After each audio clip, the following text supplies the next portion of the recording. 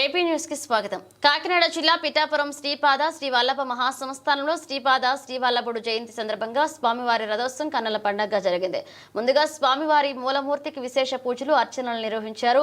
అనంతరం శ్రీపాద శ్రీ వల్లభుడిని అశ్వరథంపై కొలువు తీర్చి గ్రామోత్సవాన్ని నిర్వహించారు. వివిధ సాంస్కృతిక కళాకారులు తమ ప్రదర్శనతో అశేష భజనంతో గ్రామోత్సవం జరిగింది. मोबाइल बैग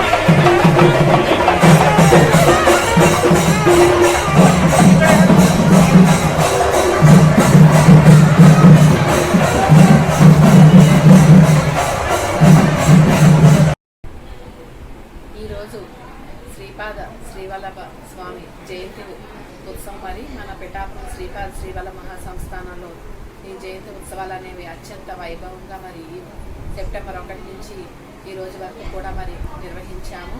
అలాగే గౌరవనీయులైన మన ఉప ముఖ్యమంత్రి వర్యులు శ్రీ పవన్ కళ్యాణ్ గారు కూడా సామాన్య భక్తులకి అధిక ప్రాధాన్యతనిస్తూ మరి భక్తులు ఎవరికి కూడా ఇబ్బందులు కలగకుండా చూసుకోవాలని చెప్పేసి సూచించారు. అలాగే మేము కూడా దూర ప్రాంతాల నుంచి వచ్చే భక్తులకి, ఇతర ప్రాంతాల నుంచి వచ్చే భక్తులకి అందరికీ కూడా ఈ ఉచిత తీర్థ ప్రసాదాలు కానీ వసతి సముదాయం కానీ అన్నీ ఏర్పాటు చేశామని చెప్పేసి తెలియజేస్తున్నాము. ఈరోజు సాయంత్రం రథోత్సవం కూడా అత్యంత వైభవంగా నిర్వహించడానికి అన్ని ఏర్పాట్లు చేశామని చెప్పేసి తెలియజేస్తాం. చెప్పండి సార్. అందరికీ నమస్కారం. ముందుగా పిఠాపురం ప్రజానికానికి శాసనసభ్యులు మరియు ఉప ముఖ్యమంత్రి అయినటువంటి పవన్ కళ్యాణ్ తరఫున పిఠాపురం వాసులందరికీ కూడా వినాయక చవితి సందర్భంగా మనందరికీ కూడా సార్ తరఫున మీ అందరికీ శుభాభినందనలు తెలియజేస్తున్నాం. అదేవిధంగా ఈ రోజున ఇప్పుడే గణేష్ టెంపుల్లో వారి యాత్రను కూడా ప్రారంభించడం జరిగింది. గణేష్ యాత్రను ప్రారంభించడం జరిగింది. అదేవిధంగా ఈవేళ మన శ్రీపాద జయంతి సందర్భంగా సప్తాహ కార్యక్రమంలో భాగంగా ఇక్కడ కూడా పాల్గొనడం జరిగింది. ఈ గణేష్ వినాయక చవితి రోజున ఈ కార్యక్రమంలో పాల్గొనడం చాలా ఆనందంగా ఉంది. మరొక్కసారి ఇక్కడికి చేసినటువంటి మా నాయకులకు, అలాగే వీటి చేసినటువంటి భక్తులకు అందరికీ కూడా నా తరపున, పవన్ కళ్యాణ్ తరపున అందరికీ కూడా హృదయపూర్వక ధన్యవాదాలు తెలియజేస్తున్నాను.